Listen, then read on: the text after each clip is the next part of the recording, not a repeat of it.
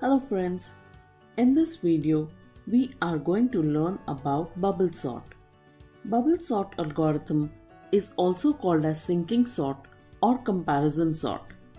The algorithm is named so as the smaller values which are lighter gradually bubble up to the top of the list and larger values which are heavier gradually sink to the bottom of the list.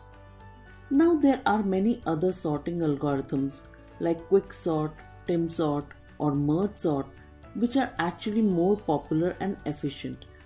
Bubble sort is actually very inefficient and takes a long time when data set is large.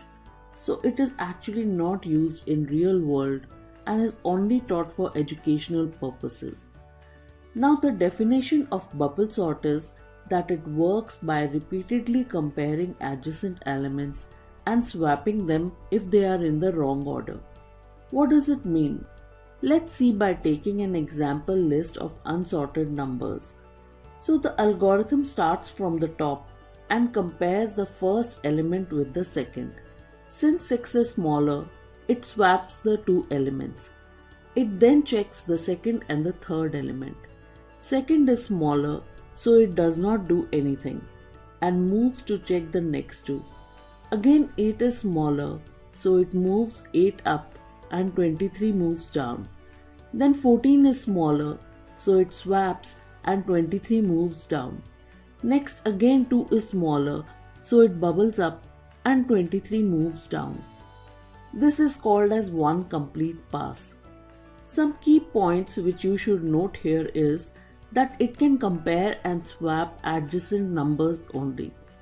Second is that if you have 6 elements to compare, you actually need to do only 5 comparisons. The second last number you compare with last and then you do not compare the last number with anything. So if you have n numbers, you need to do n-1 comparisons. Third is that when we finish the pass, the heaviest element moves down to the last or correct position. For the next pass, you can actually ignore it. So for our next pass or round of comparisons, we will check only first 5 numbers, means we will do 4 comparisons. We will start from the beginning again. Program will compare 6 with 11. 6 is smaller, so nothing needs to be done. Then it compares 11 with 8. 8 is smaller, so it moves up and 11 moves down. Then 11 is compared with 14. 11 is smaller, so nothing needs to be done. Next 14 is compared with 2 and 2 moves up and 14 moves down. Now we stop here and you see that in this pass we have got the second highest number in place. So in next pass we need to compare the first 4 numbers only. The algorithm again starts from the beginning.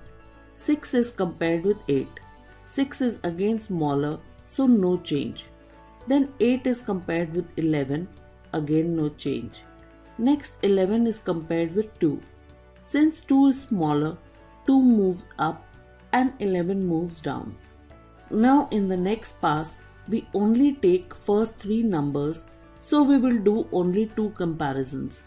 6 is compared with 8 and there is no change. Then 8 is compared with 2 and since 2 is smaller, we swap the values.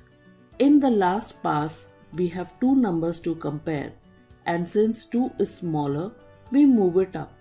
So as you see, in every pass, you actually push the biggest value down and slowly the smallest value bubbles up.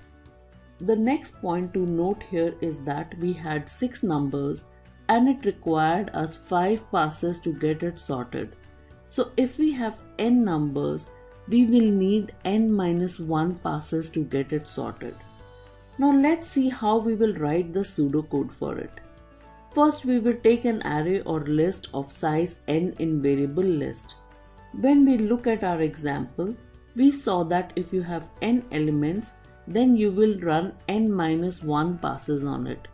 So this will be our first loop for I from 0 to n-1. This loop will run all our passes. Note that we are starting from index 0 so we have used end as less than n minus 1. Now for each pass, you compare adjacent elements. You saw in first pass, you need to do 5 comparisons. Second pass 4, third pass 3, then 2 and then 1. So basically every time you are doing the comparisons, 6 minus the pass number. This will be our nested loop where we will run our loop from j is equal to 0 to j less than n minus 1 minus I times, as variable I holds our current running pass number. Now we will compare the adjacent elements, and if the element is greater than adjacent element, then we swap. If not, then we move to comparing the next two elements. Now let's convert the pseudocode to Java code. I'm assuming we are getting the array as a function parameter, but you can write the main and take it from user as well. So we will write the first loop, which will run from 0 to n minus 1, and the second loop from 0 to n minus 1 minus I. Within the loop, we will have the if statement to compare adjacent elements.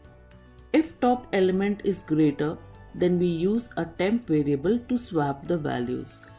This process is repeated for complete pass, and after n minus 1 passes, we have the sorted array. I hope you were able to understand bubble sort.